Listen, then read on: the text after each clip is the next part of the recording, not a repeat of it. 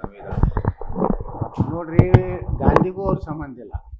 ನಕಲಿ ಗಾಂಧಿಗಳ ಸಮಾವೇಶ. ಎಲ್ಲಿ ಗಾಂಧಿ ಐತಿ, ಎಲ್ಲಿ ಅಡ್ಡ ಹೆಸರು ಐತ್ರಿ? ನೆಹರೂಗೂ ಇದ್ದಿದ್ದಿಲ್ಲ. ಅವ ಯಾರು ಇಂದಿರಾ ಗಾಂಧಿ ಲಗ್ನ ಆದ ಗಂಡಗನ ಹೆಸರು ಅವ ಯಾವನೋ ಖಾನ್ ಅಂತ ಹೇಳಿ, ಫಿರೋಜ್ ಖಾನ್. ಅವ ಯಾವಾಗ ಗಾಂಧಿ ಆದೋ ಗೊತ್ತಿಲ್ಲ. ಎಲ್ಲ ಅಫಿಡೇವಿಟ್ ಮಾಡ್ಕೊಂಡು ಮೋಸ ಮಾಡ್ಕೊತ ಬಂದಾರ ದೇಶಕ್ಕೆ. ಮತ್ತು ಅಂಬೇಡ್ಕರ್ ಅವರಂತೂ ಮೊದಲೇ ಹೇಳ್ಯಾರ. ಏನು ಹೇಳ್ಯಾರಂದ್ರೆ, ಕಾಂಗ್ರೆಸ್ ಅನ್ನುವಂಥದ್ದು ಒಂದು ಉರಿತಿರೋ ಬೆಂಕಿಯ ಮನೆ. ಯಾರು ದಲಿತರು ಯಾರೂ ಕಾಂಗ್ರೆಸ್ ಸೇರಬಾರ್ದು. ಕಾಂಗ್ರೆಸ್ನಿಂದ ದಲಿತರಿಗೆ ಎಂದೂ ಒಳ್ಳೆಯದಾಗೋದಿಲ್ಲ. ನನ್ನನ್ನು ರಾಜೀನಾಮೆ ಕೊಡುವಂಥ ಪರಿಸ್ಥಿತಿ ನಿರ್ಮಾಣ ಮಾಡಿದ್ರು. ನಾನು ಅನೇಕ ಬದಲಾವಣೆಗಳು ಸಂವಿಧಾನದಲ್ಲಿ ತರಬೇಕಂತೇಳಿ ಭಾಳ ನನ್ನ ಮನಸ್ಸಿನ ವಿರುದ್ಧ ಅನೇಕ ನಿರ್ಣಯ ತೊಗೊಂಡೆ. ಕಾಶ್ಮೀರದ 370 ಕೊಡೋದಕ್ಕೆ ಬಾಬಾ ಸಾಹೇಬರು ವಿರೋಧಿದ್ರು. ಮತ್ತು ಮೈನಾರಿಟಿ ಏನು ಬೋರ್ಡು ನಿಗಮ ಮಾಡ್ಲಿಕ್ಕೂ ಅಲ್ಪಸಂಖ್ಯಾತ ನಿಗಮಕ್ಕೂ ಅವರು ವಿರೋಧಿದ್ರು. ಅಲ್ಲಿದಿಂದ ಬಾಬಾ ಸಾಹೇಬರು ಎಲ್ಲೂ ಜಾತ್ಯತೀತ ಸೆಕ್ಯುಲರ್ ಅನ್ನುವಂಥ ಶಬ್ದ ಸೇರಿಸಿರಲಿಲ್ಲ ಸಂವಿಧಾನದಲ್ಲಿ. ಬಾಬಾ ಸಾಹೇಬ್ ಅಂಬೇಡ್ಕರ್ ಅವ್ರಿಗೆ ಭಾರತ ರತ್ನ ಕೊಟ್ಟಿಲ್ಲ. ಇಂದಿರಾ ಗಾಂಧಿ ತೊಗೊಂಡ್ರು, ರಾಜೀವ್ ಗಾಂಧಿ ತೊಗೊಂಡ, ನೆಹರು ತೊಗೊಂಡ, ಎಲ್ಲ ತಾವೇ ತೊಗೊಂಡ್ರು. ತಾವೇ ಪ್ರಧಾನಮಂತ್ರಿಗಳು ತಾವೇ ಘೋಷಣೆ ಮಾಡ್ಕೊಂಡ್ರು. ಆದರೆ ಬಾಬಾ ಸಾಹೇಬ್ ಅಂಬೇಡ್ಕರ್ ಅವರಿಗೆ ಯಾವಾಗ ಸಿಕ್ತಂದ್ರೆ, ಮೊರಾರ್ಜಿ ಭಾಯ್ ದೇಸಾಯಿ ಏನು ವಾಜಪೇಯಿ ಅದ್ವಾನಿಯವರು ಆ ಒಂದು ಸರ್ಕಾರದಲ್ಲಿದ್ದಾಗ ಬಾಬಾ ಸಾಹೇಬ್ ಅಂಬೇಡ್ಕರ್ ಅವರಿಗೆ ಭಾರತ ರತ್ನ ಸಿಕ್ತು. ಬಾಬಾ ಸಾಹೇಬ್ ಅಂಬೇಡ್ಕರ್ ಸೆಂಟ್ರಲ್ ಹಾಲ್ನಲ್ಲಿ ಫೋಟೋ ಇರಲಿಲ್ಲ.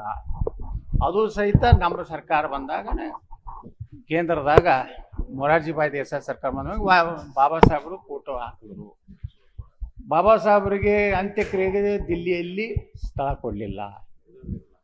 ಯಾವ ರೀತಿ ಬಾಬಾ ಸಾಹೇಬರ ಪಾರ್ಥಿವ ಶರೀರ ಮುಂಬೈಗೆ ತರಲಿಕ್ಕೆ ವಿಮಾನಕ್ಕೆ ವ್ಯವಸ್ಥೆ ಮಾಡಲಿಲ್ಲ. ಸ್ವತಃ ಬಾಬಾ ಸಾಹೇಬ್ ಅಂಬೇಡ್ಕರ್ ಅವರ ಕಾರ್ ಮಾರಿ, ಅವ್ರ ಸ್ವಂತ ಕಾರ್ ಮಾಡಿ 5,000 ರೂಪಾಯಿ ತೊಗೊಂಡು. ಅದೇ ರಮೇಶ್ ಕುಮಾರ್ ನಮ್ಮ ಎಕ್ಸ್ ಸ್ಪೀಕರ್ ವಿಧಾನಸಭೆಯಲ್ಲಿ ಅವ್ನ ರೆಕಾರ್ಡ್ ಹೇಳ್ಯಾರಲ್ಲ, ಅವರ ಅಂತ್ಯಕ್ರಿಯೆಗೆ ಸಹಿತ ಇವ್ರಿಗೆ ವ್ಯವಸ್ಥೆ ಮಾಡಲಿಲ್ಲ. ಒಂದು ಚೌಪಾಟಿಯಲ್ಲಿ ದಾದರ್ನ ಒಂದು ಮೂಲೆಯಲ್ಲಿ ಬಾಬಾ ಸಾಹೇಬರ ಅಂತ್ಯಕ್ರಿಯೆ ಆಯಿತು.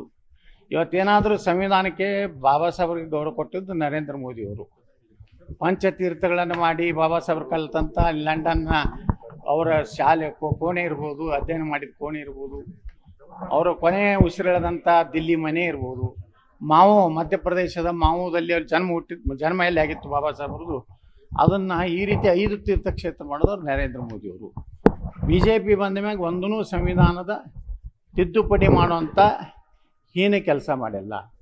ಏನಾರೇ ತಿದ್ದುಪಡಿ ಹೈಯೆಸ್ಟ್ ಕಾಂಗ್ರೆಸ್ನವ್ರು ಸುಮಾರು 70ಕ್ಕಿಂತ ಹೆಚ್ಚು ಸಂವಿಧಾನಕ್ಕೆ ತಿದ್ದುಪಡಿ ಮಾಡಿದ್ರೆ ಕಾಂಗ್ರೆಸ್ಸು. ಈಗ ಜೈ ಭೀಮನಲ್ಲಕ್ಕೂ ಅವರಿಗೆ ಅನರ್ಹರಿದ್ದಾರೆ. ಗಾಂಧಿ ತತ್ವಗಳನ್ನು ಇವರು ಪಾಲಿಸೇ ಇಲ್ಲ. ಗಾಂಧಿ ಏನು ಹೇಳಿದ್ದ, ಸ್ವಾತಂತ್ರ್ಯ ಸಿಕ್ಕೊಳ್ಳೇನೆ ಕಾಂಗ್ರೆಸ್ ವಿಸರ್ಜನೆ ಮಾಡತ್ತೆ ಹೇಳಿದ್ರು. ಇಂಥ ನಾಟಕ ಕಂಪ್ನಿ ಇವರೆಲ್ಲ ಈಗ ಟೊಪ್ಪಿಗೆ ಹಾಕ್ಕೊಂಡು ಜೈ ರಾಮ್ ಅಂತ ಕುಂಟಿರ್ತಾರಲ್ಲ, ನಾಚಿಕೆ ಆಗ್ಬೇಕು ಇವ್ರಿಗೆ. ಸೋನಿಯಾ ಗಾಂಧಿಗೆ ಏನು ಸಂಬಂಧ ರೀ? ಗೋಡ್ಸೆ ಅವ್ರು ಹೊಡೆದಿದ್ದು ಒಂದೇ ಗಾಂಧಿ ಇನ್ನೇ 2 ಗೋಳಿ ಎಲ್ಲಿಯೂ ಬಂದು. ಗಾಂಧಿಯ ಶರೀರದಲ್ಲಿ 3 ಗೋಳಿ ಅದು.